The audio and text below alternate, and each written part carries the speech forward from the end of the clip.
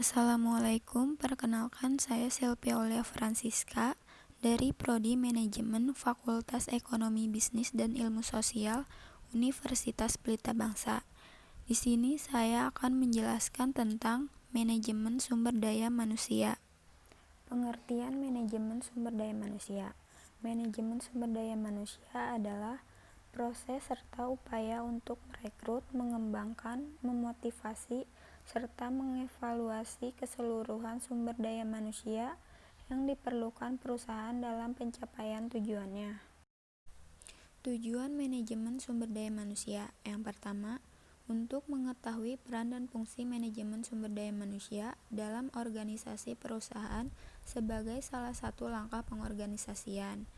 Yang kedua, untuk mengetahui proses manajemen sumber daya manusia sebagai upaya untuk mendapatkan orang-orang dalam organisasi yang memiliki kompetensi dan kualifikasi yang sesuai dengan kebutuhan organisasi dan tuntutan perusahaan yang dihadapi oleh organisasi.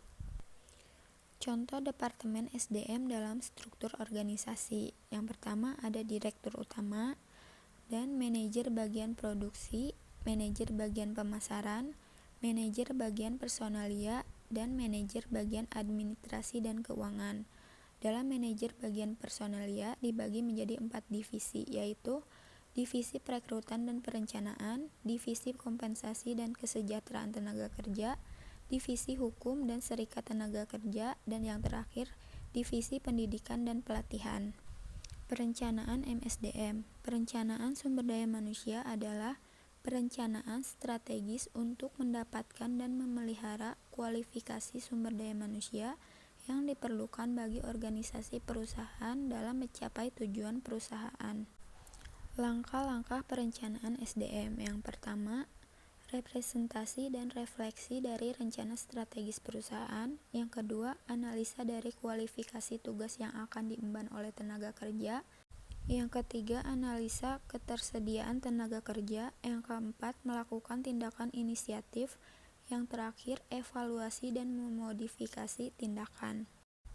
Penyediaan tenaga kerja, yaitu melalui rekrutmen. Upaya perusahaan untuk mendapatkan tenaga kerja yang diperlukan sesuai dengan kualifikasi yang telah ditetapkan dalam perencanaan tenaga kerja. Yang kedua, melalui seleksi, yaitu penentuan tenaga kerja dari jumlah calon tenaga kerja yang akan digunakan perusahaan dalam proses rekrutmen.